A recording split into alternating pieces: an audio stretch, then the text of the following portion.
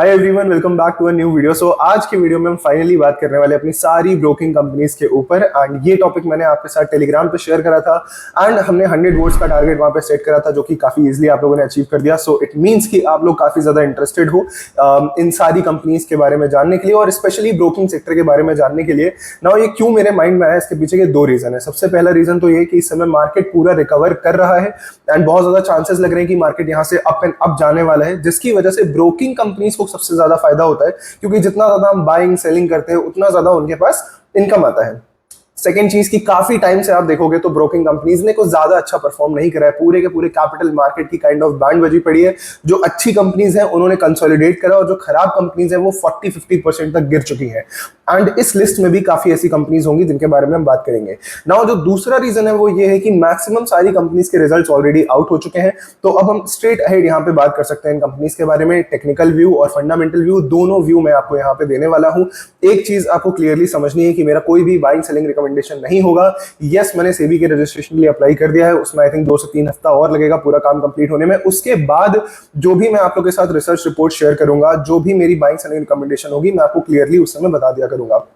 फिलहाल के लिए ये सिर्फ मेरा ओपिनियन और मेरी रिसर्च रहेगी जो मैं आपके साथ यहाँ पे शेयर कर रहा हूँ। नाउ हम लोग स्टार्ट करते हैं और सबसे पहले समझते हैं कि हम आज के वीडियो में क्या करने वाले हैं। तो आज हम आई थिंक क्लोज टू 6 या 5 कंपनीज को यहाँ पे डिस्कस करेंगे। ज्यादा टाइम नहीं लगेगा, बट अगर आपने एक बार इस वीडियो को अच्छे से समझ लिया तो आने वाले टाइम में आपको कभी भी किसी भी ब्रोकिंग कंपनी को एनालाइज करने में कोई परेशानी नहीं होगी। So without a due start करते हैं हम लोग अपनी पहली कंपनी से, विच इज ग्रो। अब ग्रो का काम सबसे ज्यादा सिंपल काम है। आप सबको पता होगा कि ग्रो के पास क्या है, एक एप्लीकेशन है, एक सॉफ्टवेयर है जिसे वो यूज करते हैं, जिसे हम लोग यूज करते हैं, उन्होंने बनाया है और इससे जाके हम बाइंग और सेल कर सकते हैं स्टॉक को, राइट। बाइंग सेलिंग कर सकते हैं जिससे उन्हें ब्रोकरेज इनकम मिलता है। सेकंड चीज हम इसमें लाइक आपके म्यूचुअल फंड्स को बाई कर सकते हैं। अभी ग्रो ने एक नई चीज स्टार्ट करी है। ये क्या कर रहे हैं, ये अपना एएमसी स्टार्ट कर रहे हैं, विच मीन्स कि एक तरीके से वेल्थ मैनेजमेंट की तरफ भी जाने की कोशिश कर रहे हैं।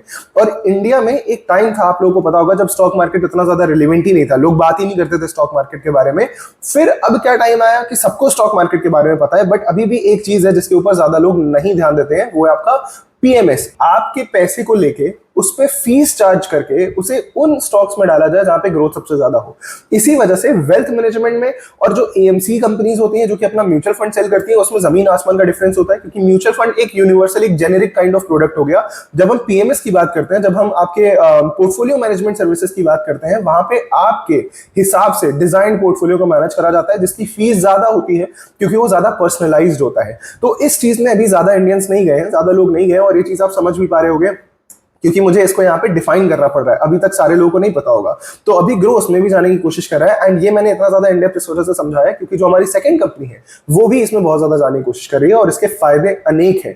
ये क्या करता है, ये आपसे फी बेस्ड मॉडल पे काम करवाता है, विच मीन्स कि आपको साल भर में इन्हें कुछ ना कुछ फीस देनी है, चाहे मार्केट ऊपर जाए चाहे मार्केट नीचे जाए, ये फीस इनकी फिक्स्ड रहती है। ओके, तो इस चीज को याद रखिएगा। अब जो ग्रो का मेजर बिजनेस जो आता है, अभी भी जो उनका सबसे बड़ा बिजनेस आता है, वो आता है ब्रोकिंग इनकम से। आई थिंक 80 से 85% उनका जो भी पैसा आता है वो ब्रोकिंग इनकम से आता है। तो जब भी मार्केट ऊपर जाएगा, ऐसी कंपनीज को सबसे ज्यादा फायदा होगा। इसी टाइप की कंपनी सबसे ज्यादा तेजी से भागेंगी। वो कंपनीज उतना नहीं भागेंगी जिनका फिक्स्ड रेवेन्यू मॉडल है, जिनको उतना पैसा मिलना ही मिलना है, चाहे मार्केट ऊपर जाए नीचे जाए। ऑफ कोर्स अगर मार्केट ऊपर जाएगा उनकी इनकम ज्यादा बढ़ेगी क्योंकि ज्यादा लोग आएंगे, बट अगर मार्केट नीचे जाएगा तो लोग भागते कम है, तो उनका जो फिक्स्ड मॉडल रहता है उसकी वजह से जो उनके सेल्स और प्रॉफिट्स होते हैं वो थोड़े से बैलेंस्ड होते हैं। अगर आप ब्रोकिंग कंपनीज की तरफ जाओगे, जो प्योर प्ले ब्रोकिंग कंपनीज है जिनके बारे में भी हम बात करने वाले हैं, उनका पूरा का पूरा जो पैसा है वो मार्केट के अप्स एंड डाउन्स पे डिपेंड करता है। अगर मार्केट भागेगा, बुल रैली आएगी, दुनिया जहां के रिटेल ट्रेडर्स इन्वेस्टर्स आएंगे, बाइंग सेलिंग करेंगे, उनका पैसा बनेगा। Okay, so that was the core difference between आपकी ब्रोकिंग कंपनीज और जो आपकी एएमसी कंपनीज होती हैं, जो आपकी पीएमएस कंपनीज होती हैं, जो आपकी वेल्थ मैनेजिंग कंपनीज होती हैं, उनमें। नाउ जो हमारी ग्रो है, ये अभी ज्यादा ब्रोकिंग कंपनी है, 80-85%, जो 15% है उसमें ये लोग और चीजें ट्राई कर रहे हैं। नाउ अब ग्रो में मेरा क्या व्यू है, तो सबसे पहले फंडामेंटली व्यू देखते हैं। यहाँ पे जो सबसे बड़ा एक पॉजिटिव साइन है वो ये है कि ये इस समय सबसे बड़ी ब्रोकिंग कंपनी हो चुकी है। सबसे ज्यादा बड़ा एक्टिव क्लाइंट्स का जो मार्केट शेयर है वो इस कंपनी के पास है। अगर आपको और ज्यादा इन डेप्थ समझना है तो मैं एक वीडियो लिंक कर दूंगा, इस वीडियो के एंड में आप यहां पे देख पाओगे, उसमें मैंने एंजल वन और ग्रो को अच्छे से एनालाइज करा है, तो आप समझ जाओगे। नाउ पॉजिटिव पॉइंट क्या है ग्रो का, कि ये सबसे बड़ी कंपनी है आपकी ब्रोकिंग कंपनी, सबसे बड़ा मार्केट शेयर इसके पास है, मार्केट शेयर ग्रो भी सबसे तेजी से यही कर रही है। तो आप सोचो खुद इतना बड़ा होने के बावजूद ये बाकी सारी कंपनी से ज्यादा अपने मार्केट शेयर को गेन कर पा रही है। नेक्स्ट पॉइंट यहाँ पे जो आता है सबसे अच्छा, वो है इनके क्वार्टरली के रिजल्ट्स। अगर आप क्वार्टरली के रिजल्ट्स देखोगे, which means quarter on quarter, अगर हम यहाँ पे बात करें जो Q3 में था और जो Q4 में है, इनकी growth one of the best रही है जितने भी अभी तक ब्रोकिंग कंपनीज ने रिजल्ट्स पोस्ट करे हैं उनमें से। तो इनका प्रॉफिट्स ग्रोथ, इनका सेल्स ग्रोथ सबसे ज्यादा हाई रहा है। ये है आपकी ग्रो कंपनी। अब यहां पे आती है एक मेजर इशू, वो है इनका वैल्यूएशन। अब आपको पता है कि अगर कोई चीज इतनी अच्छी है तो वो सस्ती नहीं मिलेगी, इसी वजह से जो इनका वैल्यूएशन है वो बहुत ज्यादा हाई है। अगर आप इनका पी रेशियो देखोगे, आई थिंक 60-62 के आसपास चल रहा है। नाउ यहाँ पे उससे भी ज्यादा इंपॉर्टेंट चीज क्या होती है कि आप ग्रो कितनी तेजी से कर रहे हो, राइट। अगर आपकी ग्रोथ बहुत तेज है, अगर आपका पी भी बहुत ज्यादा हाई है, तो क्या होगा कि आपका P upon growth, which means आपका पेग रेशियो जो निकल के आएगा वो कम आएगा। विच मींस आपका लेट्स से पी रेशियो आपका 60 है, आपका ग्रोथ रेट भी 60% है, मतलब आप 60% से ग्रो करते हुए जा रहे हो ईयर ऑन ईयर, या फिर एक साल में आप 60% की ग्रोथ पोस्ट कर रहे हो। तो इससे क्या होगा, आपका पेग रेशियो हो जाएगा 1। और जो बेसिक यहाँ पे देखा जाता है वैल्यूएशन के मैट्रिक्स में, वो पेग रेशियो देखा जाता है। सिर्फ आंखें बंद करके आप पी रेशियो को नहीं देख सकते। तो अगर आप पेग यहाँ पे इनका देखोगे, जो इनका पेग रेशियो है वो आता है क्लोज टू 2 का, क्योंकि इनका जो ग्रोथ रेट है वो 25% के आसपास है, जो गाइडेंस है वो भी 25-30% के आसपास है, बट जो पी रेशियो है वो 60 का है।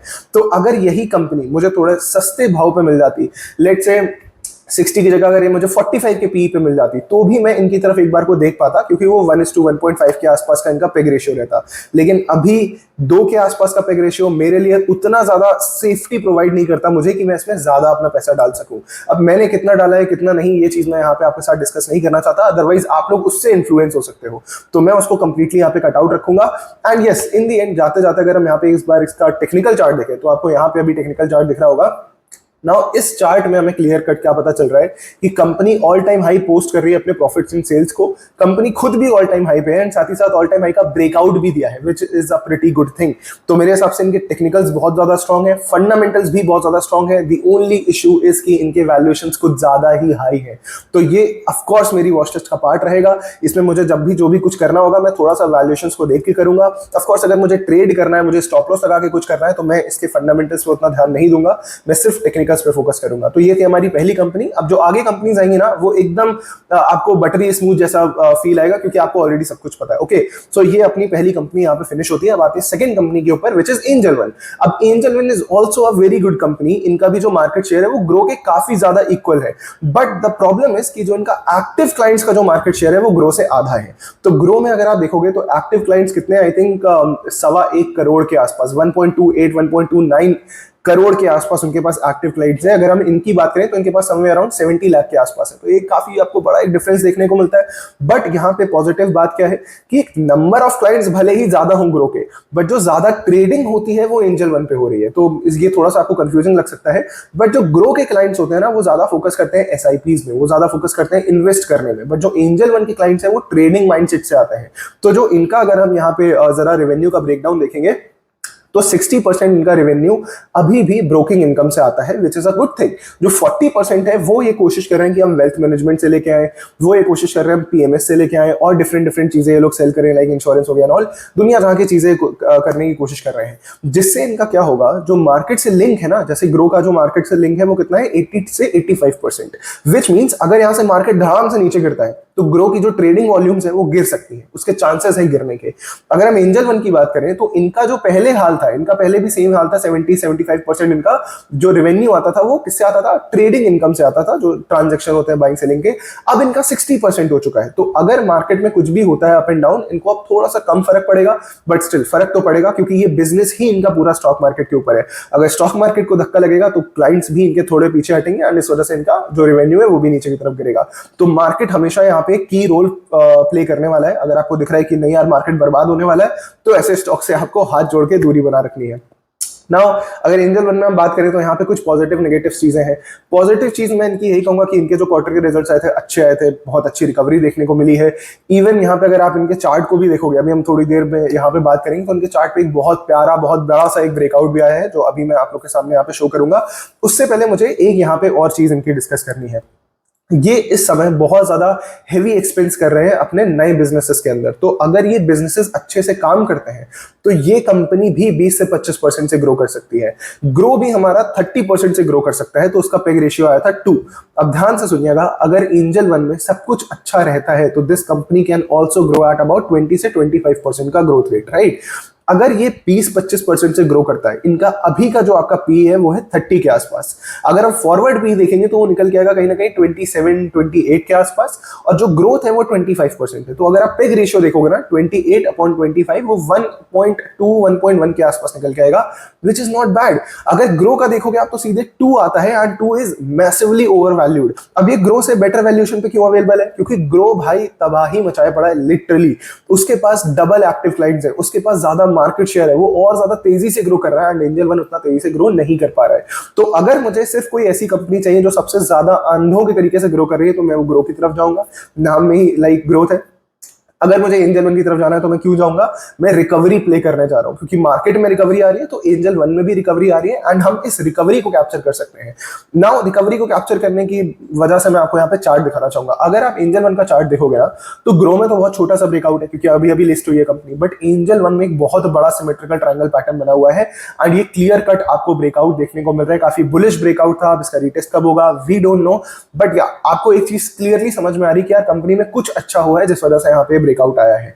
नाउ मैं यहीं पे इसको छोड़ूंगा, बिकॉज मैं चाहता हूं कि आप लोग अपना ओपिनियन खुद से बनाओ। मैं अगेन आपको नहीं बताने वाला कि मैंने इन दोनों में से किस कंपनी को पिक करा है किसको नहीं। तो ये थी हमारी एंजल वन। अब आते हैं थोड़ी सी ऐसी कंपनी में जो कि मुझे थोड़ा सा कंफ्यूज करती है कि मुझे इसके साथ क्या करना चाहिए, and the stock name is Anand Rathi stock broker limited, right. Now इस कंपनी में सबसे पहले एक चीज मैं आपको बताऊं कि 13 करोड़ के आसपास का फ्रॉड हुआ है इस कंपनी में, जिसकी वजह से इसके सेंटिमेंट्स काफी ज्यादा खराब हुए। I think company already 20% down थी ऑल टाइम हाई से, और उसके बाद गिर गिर के 50% डाउन हो गई। But the positive point is कि अब ये चीज खत्म हो चुकी है, राइट, एंड मार्केट ने भी इसको रिवॉर्ड कर दिया है, which is a very good thing. अगर आप देखोगे ना तो जब कंपनीज में कभी कोई इशू होता है तो ज्यादातर क्या होता है कि मार्केट उसको धोना शुरू करता है, और वो कंपनी गिर गिर के बहुत बर्बादी वाले लेवल पे आ जाती है। उसके बाद वो अच्छे रिजल्ट्स पोस्ट करती है, उसके बाद भी मार्केट उसको रिवॉर्ड नहीं करता, उसको ऊपर नहीं लेके जाता, उसे बस गिराता चला जाता है। बट अगर हम आनंद राठी को देखें तो इन्होंने पॉजिटिव काम क्या करा कि जो भी इनका 13 करोड़ का फ्रॉड हुआ था उसे इन्होंने जल्दी से निपटाया। 10 लाख की आई थिंक सेबी ने पेनल्टी मारी थी, वो भी इन्होंने जल्दी से निपटाई। अब आगे आते हैं और देखते हैं कि नंबर्स क्या कह रहे हैं। तो इनके भी जो क्वार्टरली रिजल्ट्स आए हैं बहुत अच्छा है, वेरी गुड, कोई इशू नहीं है, वहां पे अच्छी खासी ग्रोथ आपको देखने को मिलेगी। बट अब यहाँ पे आते हैं मेजर पॉइंट के ऊपर। इनका जो बिजनेस है ना, ब्रोकिंग से आता है 50%, अदर इनकम से जो आता है वो आता है 50%। मतलब इनकी जो अदर इनकम है वो इनकी एमटीएफ की बुक है। एमटीएफ का मतलब क्या होता है? Margin trading facility, which means आपने देखा होगा आप स्टॉक्स या जीरोधा में जब आप कुछ स्टॉक्स खरीदने जाते हो तो वो ब्रोकर आपसे कहता है कि आप एक काम करो, आप इसको एमटीएफ के जरिए खरीदो, तो आप 1 लाख रुपए में 4 लाख रुपए के स्टॉक खरीद सकते हो, होल्ड कर सकते हो डिलीवरी में, एंड आपको कुछ परसेंट इसके ऊपर इंटरेस्ट भरना पड़ेगा। तो वही जो इंटरेस्ट इनकम होती है वो इनकी एमटीएफ बुक से आती है। अब यहाँ पे सिंपल सा फंडा ये है, 50% इनकी इनकम आ रही है ब्रोकिंग से, विच मींस खरीदने बेचने से। 50% इनकी इनकम आ रही है किससे? एमटीएफ बुक से। तो इन्होंने जो गाइडेंस दी है ना वो थोड़ी अजीब है। अब यही मैं कंफ्यूज हो जाता हूं, क्योंकि इन्होंने जो गाइडेंस दी है वो ये है, इवन आप भी जाके कॉन्फ्रेंस कॉल पढ़ सकते हो। इन्होंने कहा कि हम अपने रेवेन्यू को 15 से 20% से ग्रो करेंगे, which is a very conservative guidance. क्यों? क्योंकि इन्होंने खुद बोला कि जो हमारा ब्रोकिंग बिजनेस है, जो 50% जहां से इनकम आता है वो कितना ग्रो करेगा? 15%। ओके, मैं मानता हूं। दूसरा जो 50% है जो इनका एमटीएफ बुक से आता है वो कितने परसेंट से ग्रो करेगा? 40% से। तो अगर आप 40% और 15% दोनों को ऐड करो तो आता है 55%। एंड अगर आप दोनों को डिवाइड करोगे, ऑफ कोर्स क्योंकि ये 50-50% है, अगर हम दोनों को 2 से डिवाइड करेंगे तो भी ये 25% के ऊपर आता है। तो जब आप खुद टुकड़ों में बोल रहे हो कि हम 25% से ज्यादा रेवेन्यू ग्रोथ पोस्ट करेंगे, फिर आप कहते हो कि हम 15 से 20% रेवेन्यू ग्रोथ पोस्ट करेंगे, तो ये काफी ज्यादा कॉन्ट्राडिक्टरी स्टेटमेंट्स हैं। एंड अगर मैं ये मान के चलूं कि आप 25% से ग्रो करोगे तो आपका जो पैट आएगा वो तो 30% के आसपास आएगा। तो अगर हम एक बार को पेग रेशियो यहां पे निकालते हैं, सेम एंजल वन की तरह इनका भी पेग रेशियो क्लोज टू 1 आता है, which makes it a good company. But again मैं इतनी सारी चीजों से कंफ्यूज होकर खुद पे एक यहाँ पे कोई आइडिया अपना नहीं रख पा रहा हूं कि मैं इसको इन्वेस्टमेंट के लिए बाय करूं या फिर मैं इसमें सिर्फ ट्रेड करूं। क्योंकि अगर आप अगेन यहाँ पे चार्ट देखोगे तो क्लियर कट आपको reverse head and shoulder pattern देखने को मिलेगा। तो अगर एज अ ट्रेडर मुझे देखना होगा, I don't give a shit about कि इसके फंडामेंटल्स में क्या चल रहा है। अगर मुझे यहाँ पे टेक्निकल ट्रेड अच्छा दिख रहा है तो मैं बिल्कुल लेने के लिए जाऊंगा, बट अगर मुझे पता होगा ना कि फंडामेंटल्स में क्या अच्छा है क्या खराब, तो मैं ज्यादा कन्विक्शन के साथ होल्ड कर पाऊंगा। हो सकता है आप में से 2-3 लोग हो जो इस स्टॉक को बाई करो सेम ब्रेकआउट लेवल पे, एक बंदा होल्ड करेगा 5% के लिए, एक बंदा होल्ड करेगा जो कि लॉस में निकल जाएगा, और एक बंदा होल्ड करेगा तब तक जब तक ये कंपनी डबल नहीं हो जाती। तो यही कन्विक्शन बहुत ज्यादा मैटर करती है, इस वजह से आपको फंडामेंटल्स पता होनी चाहिए, राइट। तो हमने इसको भी डिस्कस कर लिया, इसके valuations, growth rate and all, हर एक चीज हमने डिस्कस कर ली। मेरे हिसाब से ये टॉप की 3 कंपनीज थी जो इस समय ब्रोकिंग के बिजनेस में काफी अच्छा परफॉर्म कर रही हैं। इसके बाद जो भी नाम आएंगे इनको हम चुटकी बजा के जल्दी जल्दी, चुटकी भी नहीं बजी क्योंकि ये डिजर्व भी नहीं करते हैं मेरी लाइक एक चुटकी बजाना भी, क्योंकि जो ये 3 कंपनीज है ना, सबसे पहली कंपनी आती है आपकी शेयर इंडिया, दूसरी आती है आपकी 5 पैसा एंड थर्ड आती है आपका इंडो थाई। अब मैं जल्दी से बताता हूँ, शेयर इंडिया एक्चुअली में क्या करती है, ये एल्गो ट्रेडिंग करवाते हैं एंड ये बड़े बड़े क्लाइंट्स को कराते हैं, प्रोफेशनल क्लाइंट्स को।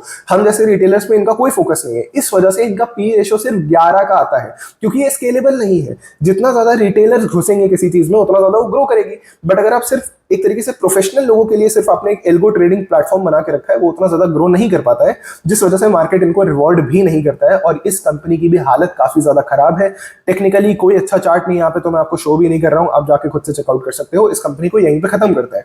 इसके बाद आते हैं 5 पैसा पे, जो कि ये एक ऐसा स्टॉक था ना जिसपे मेरी बहुत ज्यादा इमोशनल उम्मीदें जुड़ी हुई थी, इमोशनल एक्सपेक्टेशंस आप इसको बोल सकते हो, क्योंकि मैंने कहीं कहीं से सुना था। इसी वजह से कहते हैं कहीं से सुन सुन के आपको किसी भी स्टॉक में इन्वेस्ट नहीं करना है। अगर मैंने उस समय इसको अच्छे से एनालाइज करा होता तो मैं इसमें 1 रुपए भी अपना इन्वेस्ट नहीं करता। नाउ 5 पैसा में क्या हो रहा है कि ये भी कंपनी सेम ग्रो और आपका एंजल वन की तरह है, राइट।